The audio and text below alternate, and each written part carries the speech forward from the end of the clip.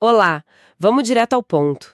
Quando a gente pensa em lei, a imagem que vem à cabeça é, sei lá, um livro grosso, cheio de artigos e parágrafos, e a gente assume que para saber o que a lei diz é só ler o que está escrito ali. Mas as fontes que a gente analisou para hoje jogam um balde de água fria nessa ideia. O ponto de partida é uma frase que parece simples, mas muda tudo. O texto da lei não é a norma. A norma, a regra que vale de verdade, é o resultado de um processo de decodificação, de interpretação daquele texto. É quase como dizer que a partitura não é a música, né? A música é o que o músico toca a partir dela. Exato. E essa é a nossa missão aqui. Entender que instrumentos são esses que os juristas usam para tocar essa música do direito, como eles transformam palavras, às vezes escritas há mais de um século, em uma decisão que afeta a vida das pessoas hoje. Vamos abrir a caixa de ferramentas da interpretação, começando pelas leis comuns e depois subindo para o desafio máximo, interpretar a Constituição. Certo, então vamos abrir essa caixa.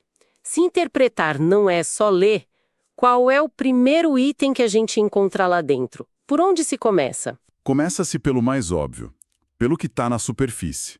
As palavras é o que chamamos de interpretação gramatical. O foco é no significado literal do texto, na pontuação, na concordância, sabe? Na estrutura da frase. É a base. Só que o direito, assim, adora criar suas próprias armadilhas. E uma dessas armadilhas, que as fontes deixam bem claras, é que parece que advogados e juízes têm um dicionário próprio, né? Que nem sempre bate com o nosso. Exatamente. O exemplo do termo domicílio é perfeito para isso. Se eu pergunto na rua o que é domicílio, 99% das pessoas vão dizer, é a minha casa. Simples.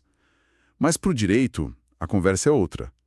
O Código Civil diz que domicílio é onde a pessoa se estabelece com intenção de ficar. Se a pessoa tem várias casas. Qualquer uma delas pode ser. Qualquer uma. E tem mais.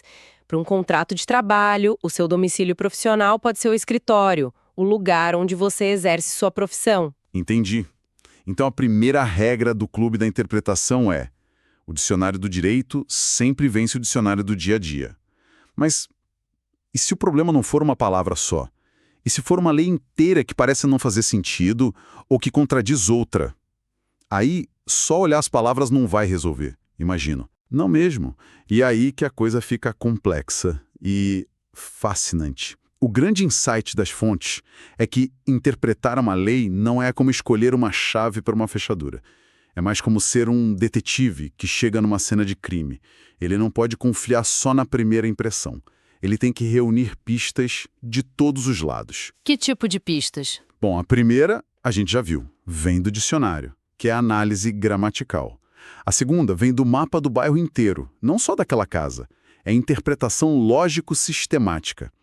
A ideia é que nenhuma lei é uma ilha. Ela faz parte de um ecossistema, um sistema jurídico gigante.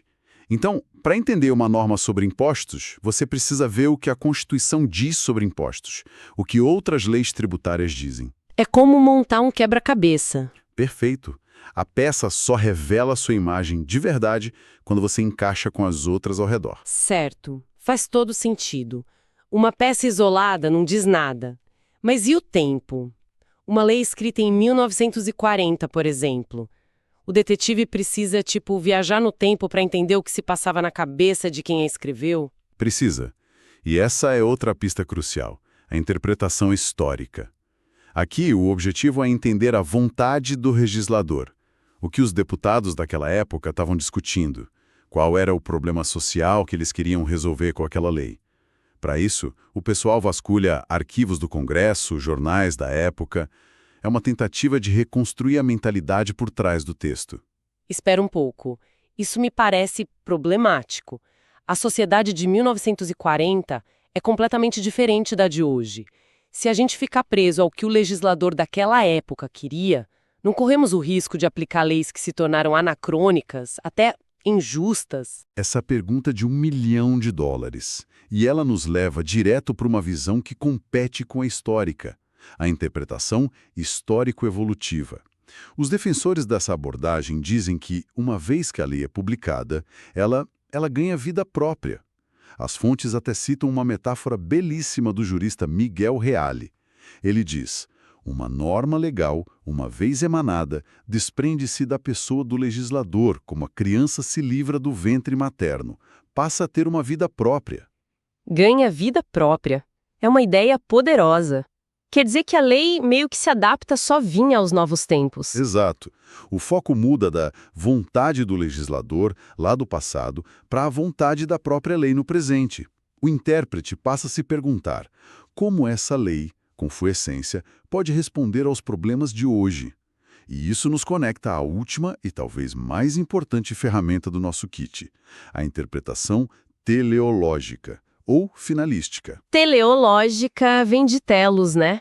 Finalidade, propósito. Precisamente. Aqui a pergunta-chave é: para que essa lei foi criada?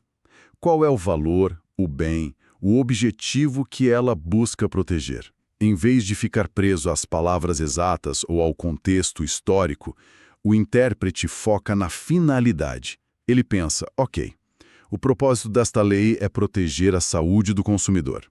Como eu aplico esse propósito a um problema novo como a venda de dados por um aplicativo? Algo que o legislador de 50 anos atrás jamais imaginaria. Uau! Então temos a análise das palavras, do sistema, da história, da evolução e da finalidade. E o intérprete escolhe a que for mais conveniente para ele. De jeito nenhum. A resposta das fontes é categórica. Ele precisa usar todas. Não tem hierarquia. Uma boa interpretação é uma fusão complexa de todos esses métodos. É a combinação de todas as pistas que revela o verdadeiro sentido da norma. Ok, o detetive juntou todas as pistas. E agora? O resultado dessa investigação é sempre o mesmo. O sentido que ele encontra é sempre idêntico ao que está no papel? Raramente. Depois de usar todo esse arsenal, o intérprete chega a um de 3 resultados. O primeiro, mais raro, é a interpretação especificadora. Aí o sentido encontrado bate perfeitamente com o texto. Letra e espírito da lei são a mesma coisa. E os outros? Imagino que sejam os mais comuns. Sim.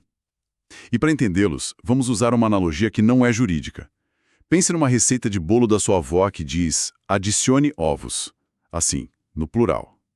Se você sabe que a receita é para um bolo pequeno, você não vai colocar uma dúzia de ovos. Você vai interpretar de forma restritiva. O texto dizia ovos, mas a finalidade te fez entender que eram só 2. Entendi. O texto falava mais do que devia. Exato.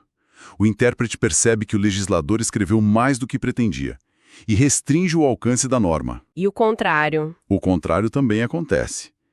Imagine que a receita diz uma pitada de sal, mas você sabe que o segredo daquela receita é o contraste do sal com o chocolate.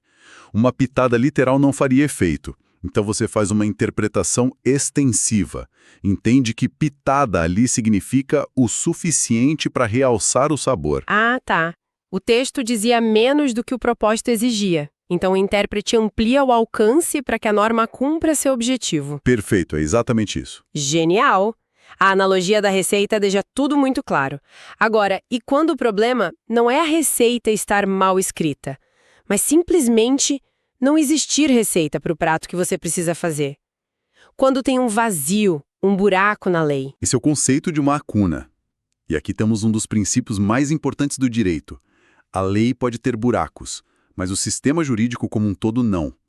Um juiz é proibido por lei de deixar de julgar um caso alegando que não existe uma lei específica para ele. É o princípio do non liquet, que significa não está claro, não importa. Ele tem que decidir. Mas como ele decide se não tem uma regra para seguir? Ele inventa uma na hora? Não exatamente inventa. Ele usa um kit de ferramentas de emergência chamado de integração. A ferramenta principal é a analogia. Ele procura um caso parecido que tem uma lei e aplica a mesma lógica. A ideia é, se a razão é a mesma, a solução deve ser a mesma. Se não houver caso análogo, ele pode recorrer aos costumes, práticas sociais tão repetidas que viram quase lei, ou aos princípios gerais do direito, que são as vigas mestras de todo o sistema. E essa decisão que ele toma Usando a analogia, por exemplo, vira uma nova lei para todo mundo? Ótima pergunta. E a resposta é não. A integração resolve aquele caso específico para aquelas pessoas, mas a lacuna na lei continua existindo. O juiz preenche o vazio para aquela situação, mas ele não tem o poder de criar uma lei geral. Essa função continua sendo do legislativo. Certo. Passamos por como interpretar e até como preencher o vazio em leis comuns. Mas agora, chegamos ao topo da montanha. E a Constituição? A lei que rege todas as outras. As ferramentas são as mesmas ou ela tem um manual de instruções próprio? Ela tem um manual próprio, com princípios que guiam o intérprete. Pense na Constituição como o Sol de um sistema solar. Todas as outras leis, os planetas, giram em torno dela. Por isso, a leitura dela é diferente. E qual seria o primeiro princípio desse manual? Princípio da unidade. A Constituição deve ser lida como um todo coeso, um corpo harmônico. Não existem contradições reais dentro dela, nem hierarquia. Um artigo não é a mais importante que o outro. Vamos a um exemplo prático. Imagine que a Constituição garanta ao mesmo tempo o direito a um meio ambiente equilibrado e à livre iniciativa econômica. Aí uma indústria quer se instalar na beira de um rio. Um conflito clássico. O direito ao meio ambiente contra o direito de gerar empregos e lucrar. Isso. Pelo princípio da unidade, o intérprete não pode simplesmente escolher um e ignorar o outro. Ele não pode dizer o meio ambiente vence ou a economia vence. Sua missão é harmonizar. Como podemos ter desenvolvimento econômico e proteger o rio? A decisão vai ter que buscar um equilíbrio. E como ele garante que essa harmonização não fique só no papel? Aí entram outros dois princípios que andam de mãos dadas. O primeiro é o da máxima efetividade. Ele diz que o intérprete deve dar à norma o sentido que lhe garanta o maior impacto real possível. No nosso exemplo, o direito a um meio ambiente equilibrado não pode ser só uma frase bonita. A interpretação tem que dar força a ele para, por exemplo, exigir um estudo de impacto ambiental rigoroso, filtros. Um plano de recuperação da área. Exato. E isso se conecta ao princípio da força normativa, que basicamente diz: a Constituição não é uma carta de intenções, um poema. É uma ordem. Suas normas têm força para transformar a realidade. Isso muda completamente a perspectiva. A Constituição não é um documento para ser admirado, mas uma ferramenta para ser usada. E as fontes citam outros princípios, como um que parece um mecanismo de salvação para outras leis. Sim, a interpretação conforme a Constituição é uma ferramenta genial. Se uma lei pode ser interpretada de duas formas, uma que permite a poluição e outra que não, o juiz é obrigado a escolher a segunda, a que é compatível com a Constituição. O objetivo é salvar a lei de ser declarada inconstitucional. E, por fim, tem a teoria dos poderes implícitos.